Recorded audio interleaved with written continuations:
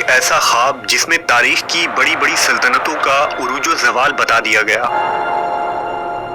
یہ خواب کس نے اور کیوں دیکھا تھا، اس کی صحیح تعبیر کیا تھی، اور تعبیر بتانے والے شخص کو شیر کے سامنے کیوں ڈال دیا گیا؟ آج ہم اس ویڈیو میں حضرت دانیال علیہ السلام کا مکمل واقعہ پیش کریں گے۔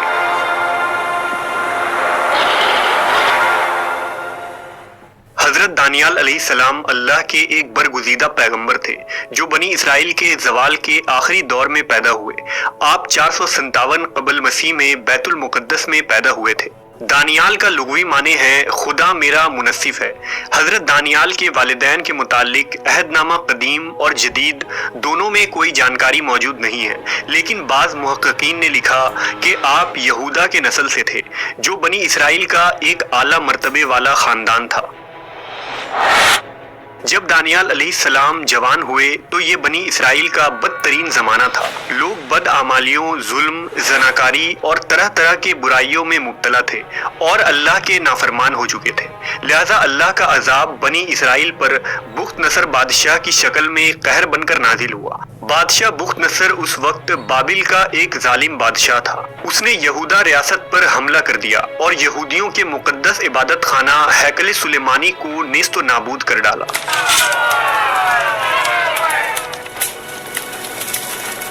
حضرت دانیال کا یہ ماننا تھا کہ بنی اسرائیل چونکہ فسق و فجور اور برائیوں میں مبتلا ہوئے ہیں، اس لیے بخت نصر کا حملہ خدا کی طرف سے ان پر ایک مار ہے اور اس کی جانب سے دی جانے والی سزا بالکل درست اور منصفانہ ہے۔ بخت نصر نے یروشلم کو تباہ کر ڈالا اور بے دریغ لوگوں کا قتل عام کیا اور باقی بچے لوگوں کو قیدی بنا کر بھیڑیوں کے ریوڑوں کی طرح ہانک کر بابل لے گیا۔ انہی قیدیوں میں حضرت یرمیہ اور حضرت دانیال علیہ السلام بھی شامل تھے۔ 421 قبل مسیح میں بخت نصر نے ایک رات ایک پراسرار خواب دیکھا۔ اس نے خواب میں دیکھا کہ ایک بڑا بت جس کا سر سونے کا تھا اور درمیانی حصہ چاندی کا اور نیچے کا حصہ تانبے کا تھا اور ٹانگیں لوہے کا تھا، اس پر آسمان سے ایک پتھر گرا جس سے وہ پاش پاش ہو گیا اور اس کے اجزاء آپس میں مل گئے۔ وہ پتھر اتنا بڑا ہو گیا کہ تمام زمین اس سے بھر گئی۔ بخت نصر اس خواب سے حیران ہو گیا۔ اس نے اپنی پوری سلطنت سے کاہنوں اور نجومیوں کو بلایا اور ان سے خواب کی تعبیر جاننی چاہی، لیکن اس عجیب و غریب خواب کا مطلب کوئی نہ بتا سکا۔ کسی نے بخت نصر کو مشورہ دیا کہ خواب کی تعبیر دانیال سے پوچھا جائے۔ حضرت دانیال کو اللہ نے خوابوں کی تعبیر کا علم عطا کیا تھا۔ اس وقت آپ علیہ السلام قید خانے میں بند تھے، لہذا انہیں بخت نصر کے سامنے پیش کیا گیا۔ اس زمانے میں یہ رواج تھا کہ بادشاہ کے سامنے حاضر ہونے والا شخص اسے سجدہ کرتا تھا، لیکن حضرت دانیال بخت نصر کے سامنے تشریف لائے تو آپ نے اسے سجدہ کرنے سے انکار کر دیا اور فرمایا سوائے خدا کے کسی کے آگے سجدہ جائز نہیں۔ اس پر بخت نصر خاموش رہا اور اس نے کچھ نہ کہا کیونکہ اسے پہلے اپنی خواب کی تعبیر جاننی تھی۔ جب اس نے اپنا خواب بیان کیا تو اس کا خواب سن کر آپ علیہ السلام نے فرمایا اس بت میں جو تو نے سونے کا سر دیکھا وہ تو ہی ہے، اور تیرے بعد ایک اور سلطنت برپا ہوگی جو تجھ سے چھوٹی ہوگی، اور اس کے بعد ایک اور سلطنت تانبے کی جو تمام زمین پر حکومت کرے گی، اور چوتھی سلطنت لوہے کی طرح مضبوط ہوگی، اور جو تو نے دیکھا کہ اس کے پاؤں اور انگلیاں کچھ تو کمہار کی مٹی کی اور کچھ لوہے کی تھیں، سو اس سلطنت میں تفرقہ ہوگا، اور ان بادشاہوں کے ایام میں آسمان کا خدا ایک سلطنت برپا کرے گا جو ہمیشہ قائم رہے گی، اور اس کی حکومت کسی دوسری قوم کے حوالے نہ کی جائے گی۔ پھر حضرت دانیال نے فرمایا جلد ہی تیرے حکومت کا خاتمہ ہوگا اور دوسرے اقوام یعنی فارس، رومی اور یونانی غالب آ جائیں گے۔ حضرت دانیال علیہ السلام کی قابلیت دیکھ کر بادشاہ بخت نصر نے ان کو دربار میں نوکری بخشی۔ بادشاہ ان کی عقل مندی اور ذہانت سے متاثر ہو گیا۔ صحیفہ دانیال کے مطابق حضرت دانیال جوان آدمی تھے، خوبصورت اور ہر چیز سیکھنے کی صلاحیت رکھتے تھے۔ ان کی سمجھ بوجھ اور حکمت کی وجہ سے ان کو دربار میں جگہ مل گئی، اور بادشاہ بخت نصر جب بھی کوئی سوال کرتا تو حضرت دانیال کاہنوں اور درباریوں سے زیادہ مدلل اور بہترین جواب دیتے تھے۔ حضرت دانیال نے بابل میں قیام کے دوران کبھی غیر حلال کھانا نہیں کھایا۔ آپ سادہ غذاؤں اور پانی پر گزر بسر کیا کرتے تھے، لیکن اللہ نے ان حلال غذاؤں میں ہی اتنی برکت عطا کی کہ آپ بابلی لوگوں سے زیادہ صحت مند نظر آتے تھے۔ حضرت دانیال ہر وقت اپنے پروردگار کی عبادت میں مشغول رہتے اور روز 3 بار بیت المقدس کی جانب رخ کر کے اپنے خدا کی بزرگی اور بڑائی بیان کرتے تھے۔ 410 قبل مسیح میں بخت نصر کو پھر سے پریشان کر دینے والے خواب روز آنے لگے، لہذا حضرت دانیال نے اس سے فرمایا کہ تیری حکمرانی تب ہی محفوظ رہ سکتی ہے جب تو خداوند کی حکمرانی تسلیم کرے گا۔ حضرت دانیال نے اسے نصیحت کی کہ اس صورت حال سے بچنے کے لیے غریب بندوں پر اپنے خزانوں کا رخ کھول دے، بھوکوں اور محتاجوں کی مدد کر، پھر شاید خداوند تجھ پر اپنا رحم کر دے۔ لہذا بخت نصر نے اس نصیحت پر عمل کیا۔ اس نے غریب بنی اسرائیل کی خوب مدد کی، یہاں تک کہ بنی اسرائیل کا ایک شخص بھی بھوکا اور غریب نہ رہا۔ لہذا بخت نصر پر آنے والا عذاب ٹل گیا اور ملک کے حالات بہتر ہو گئے۔ 397 قبل مسیح میں بخت نصر کی موت ہو گئی۔ مورخین نے لکھا کہ دانیال علیہ السلام کی مثال حضرت یوسف علیہ السلام کی طرح ہے۔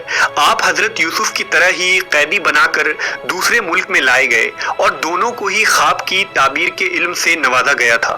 اگر یوسف علیہ السلام نہ ہوتے تو پورا مصر تباہ ہو جاتا۔ بالکل اسی طرح اگر دانیال علیہ السلام نہ ہوتے تو بابل تباہ ہو چکا ہوتا۔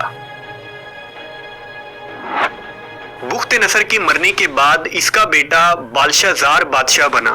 یہ انتہائی نالائق اور عیاش بادشاہ تھا۔ دوسرے وزیر جو حضرت دانیال کے بڑے عہدے کی وجہ سے ان سے جلتے تھے، انہوں نے بادشاہ کو حضرت دانیال کے خلاف بھڑکانا شروع کر دیا اور بادشاہ کو بتایا کہ دانیال نہ آپ کو سجدہ کرتا ہے اور نہ ہی وہ بابل کی سلطنت کا خیر خواہ ہے۔ وہ تو یہ کہتا ہے کہ جلد ہی بابل کی سلطنت کا خاتمہ ہو جائے گا اور اس کے خدا کی حکومت قائم ہوگی۔ لہذا بادشاہ نے آپ کو شیروں کے آگے قید خانے میں ڈال دیا۔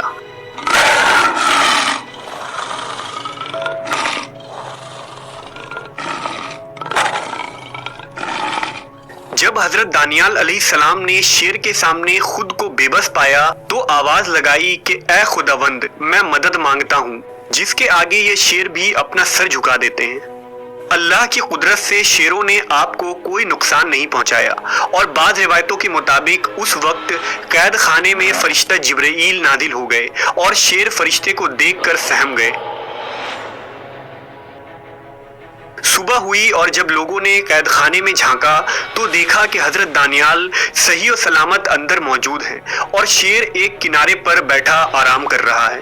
اب لوگ سمجھ گئے کہ آپ ایک نیک اور برگزیدہ شخصیت ہیں، لیکن اب وقت گزر چکا تھا اور خدا کا عذاب قریب تھا۔ بابل پر فارس کا بادشاہ سائرس نے حملہ کر دیا اور بخت نصر خاندان کی حکومت کا خاتمہ ہو گیا۔ اس نے حضرت دانیال کو قید خانے سے آزاد کروایا اور انہیں عزت و احترام کے ساتھ اپنے دربار میں وزیر مقرر کیا۔ یہ عظیم اور خدا ترس بادشاہ، جسے تاریخ میں سائرس اعظم کے نام سے جانا جاتا ہے، قرآن مجید میں ذوالقرنین کے نام سے آپ کا ذکر موجود ہے۔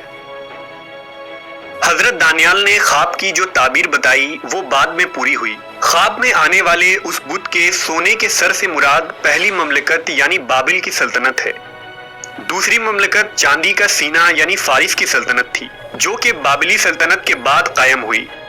تیسری سلطنت تانبے کی رانے یعنی یونان کی سلطنت تھی، جس نے سکندر یونانی کے بادشاہت کے دور میں سلطنت فارس کو روند ڈالا تھا۔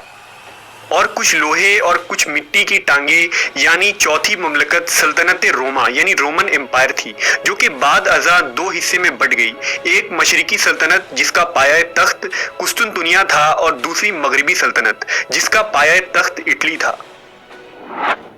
یہود و نصارہ میں سے کوئی اس پر ذرا بھی شک نہیں کرتے کہ ان چاروں سلطنتوں کے زوال کے بعد ایک سب سے بڑی حکومت قائم ہونی تھی، جو آسمان کے خدا کی حکومت ہوگی اور ان سب سے بڑی، عظیم اور دنیا میں انصاف قائم کرنے والی ہوگی۔ اہل کتاب حضرت عیسیٰ علیہ السلام کے بعد بڑی بے صبری سے اس عظیم خدائی سلطنت کا انتظار کر رہے تھے۔ وہ یقینی طور پر جانتے تھے کہ یہ سلطنت آخری نبی کے ہاتھوں قائم ہوگی، جسے وہ ارکون یعنی امن کا بادشاہ کہتے تھے۔ آخر کار عرب کے سرزمین پر نبی برحق حضرت محمد صلی اللہ علیہ وسلم کی بعثت ہوئی اور خدائی مملکت قائم ہو گئی۔ تمام بت پرست تہذیب اور سلطنتوں کو آپ صلی اللہ علیہ وسلم کے قدموں کے نیچے رون دی گئی اور اسلام زمین میں ہر سمت بڑھتا چلا گیا۔ لیکن اس پانچویں سلطنت کی تفسیر پر اہل کتاب نے اختلاف کیا اور اس کی تعویل کر ڈالی، کیونکہ اسے قائم کرنے والا نبی بنی اسرائیل میں سے نہیں بلکہ بنی اسماعیل میں آ گیا۔